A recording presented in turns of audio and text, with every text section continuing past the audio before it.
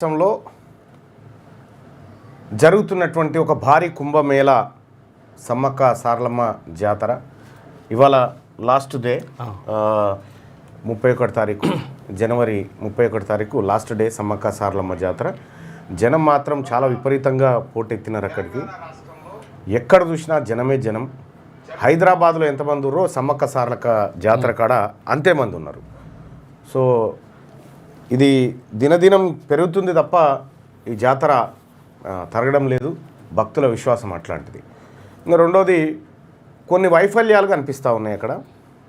తెలంగాణ రాష్ట్ర ప్రభుత్వం మరి ముఖ్యంగా పోలీస్ శాఖ తీరుపైన ఇంకొంతమంది అధికారులపైన అక్కడి లోకల్ ఎమ్మెల్యే కమ్ మినిస్టర్ అయినటువంటి సీతక్క గారే ఆగ్రహం వ్యక్తం చేసినటువంటి పరిస్థితి.